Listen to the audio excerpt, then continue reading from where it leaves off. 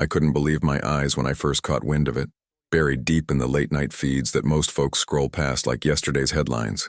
It was November 10th, 2025, just another chaotic day in the post-election haze where Donald Trump, freshly minted as the 47th president-elect, was supposed to be basking in his victory lap. But no, he wasn't golfing at Mar-a-Lago or tweeting firebombs at his detractors. Instead, he slipped into the White House under the cover of a routine transition briefing, the kind of event that's announced with all the fanfare of a library closing. Reporters like me, the ones who live for the scoop, were herded into the East Room like cattle, expecting the usual platitudes about unity and draining the swamp redux. What we got was something far darker, a move so subtle it slithered right under the radar of the mainstream machine. And trust me, once you see it, you can't unsee how it unravels the entire political tapestry we've all been pretending is still intact. Let me paint the scene for you, because I was there, notebook in hand, caffeine-fueled, and skeptical as ever. The room hummed with that familiar tension, Secret Service agents eyeing us like we were the enemy, which, let's be honest, we often are to them. Trump enters, flanked by his inner circle, those shadowy figures who've been with him since the apprentice days, men and women whose names you might not know, but whose influence seeps into every corner of power. He starts with the expected bluster, railing against the fake news and promising to make America great again, louder this time, with the weight of a second term behind him. But then midway through, he pauses. It's that pause, folks, the one that lasts just a beat too long, where his eyes scan the room not for applause but for something else, complicity, maybe, or the absence of it, and that's when he drops it. A single, innocuous-seeming executive order draft slipped into the conversation like a card-sharp palming an ace. Officially, it's titled Enhancing National Security Through Executive Streamlining, but peel back the layers, and it's a Trojan horse designed to gut the federal bureaucracy from the inside out. You see, while the talking heads were busy dissecting his cabinet picks, naming firebrands like Vivek Ramaswamy to gut the FDA or Elon Musk's cronies to overhaul NASA, Trump was quietly laying the groundwork for what insiders are whispering could be the biggest power grab since FDR's court packing scheme. This order doesn't just trim fat, it redefines the very arteries of government. It empowers the president to reclassify entire swaths of civil service positions as at-will appointments, meaning loyalty trumps competence every time. No more tenure for those deep state holdovers who've been stonewalling conservative agendas for decades. Imagine it. Thousands of bureaucrats, from the EPA wonks blocking oil pipelines to the DOJ lawyers slow-walking investigations into big tech collusion, suddenly facing the pink slip if they don't toe the MAGA line. And it's not just federal. Buried in the fine print is a clause pushing states to adopt similar efficiency models via federal funding incentives. That's right. Your local election boards, school districts, even utility regulators could soon be playthings for the Trump machine, all under the guise of cutting waste. But here's where the conspiracy thickens, and I say that not as hyperbole but as someone who's chased shadows in this town for 20 years. Who drafted this beast? Not the usual suspects like Stephen Miller or the Heritage Foundation crew, though they'll claim credit soon enough. No, my sources, deep, anonymous, the kind that vanish if you shine too bright a light, point to a cabal of tech oligarchs and foreign policy hawks who've been meeting in off-the-book summits at Trump's New Jersey golf retreat. Peter Thiel was there last month, I hear, rubbing elbows with ex-Mossad operatives and Silicon Valley disruptors, hashing out a vision where AI algorithms, not elected officials, vet personnel for national security risks. It's no coincidence that the order mandates integrating private sector AI tools into vetting processes, effectively handing the keys to the kingdom to companies like Palantir and XAI. Trump didn't just win an election. He orchestrated a coup against the administrative state itself, one that could embed his influence for generations, turning democracy into an algorithmically curated oligarchy. I pressed one of his aides after the briefing, cornering the guy in the hallway with that desperate reporter's grin. "This is revolutionary," I said, probing for the hook. He smirked, that knowing Trumpian smirk, and leaned in close. "Revolutionary?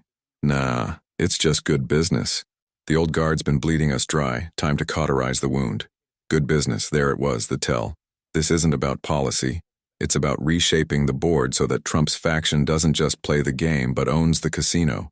And while the Democrats scream about fascism and the Republicans cheer fiscal restraint, no one's connecting the dots to how this centralizes power in ways that make Watergate look like a parking ticket. I left that room with my stomach churning, because if this flies, and it will with a compliant Congress and a Supreme Court stacked in his favor, then the political landscape isn't just redefined. It's terraformed into something unrecognizable, a hybrid beast of populism and plutocracy, where the people's voice is drowned out by the hum of servers in data centers owned by his billionaire buddies. As the sun dipped low over D.C. that evening, I couldn't shake the feeling that we'd all been played. The headlines the next day? Crickets. A blip about Trump's efficiency push sandwiched between celebrity gossip and stock tickers. But I know better. I've seen the patterns before. The slow boil that turns into a flashpoint. This order is the match, and the dry tinder is everywhere. Polarized electorates, eroded trust, economies teetering on the edge. Trump's not just settling scores. He's rewriting the rules so that scores are settled on his terms alone. And as I nursed a whiskey in my dimly lit apartment, scrolling through encrypted chats with fellow skeptics, one thought kept gnawing at me. If nobody noticed yesterday, how many more yesterdays will it take before the illusion shatters? The game's afoot, and it's rigged from the jump. Waking up this morning, November 11th, 2025, with the acrid taste of last night's revelations still lingering, I dove headfirst into the underbelly, chasing leads that no sane editor would greenlight. You think the first chapter was eye-opening? Buckle up, because what I uncovered today peels back the onion to reveal not just rot, but a deliberate design, a blueprint for control that's been simmering since Trump's first term. It's the kind of story that gets you blacklisted or worse, but hell, someone's got to tell it. I started with a tip from a whistleblower in the Office of Personnel Management, a mid-level drone who's seen one too many colleagues vanish into the night for asking the wrong questions. It's not about jobs, he texted me from a burner app, his words fragmented like shattered glass. It's about souls. They're building a loyalty matrix, and yesterday was the beta test.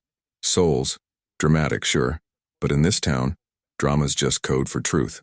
By noon, I'd pieced together the web, starting with that executive order's metadata, hacked from a careless staffer's cloud drive. Don't ask how, but let's just say old journalistic tricks die hard.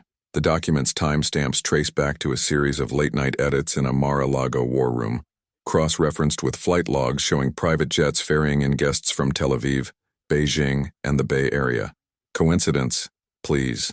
This is the same crew that funneled dark money into 2024's super PACs, the ones who turned social media into a psyops playground. Yesterday's briefing wasn't a reveal.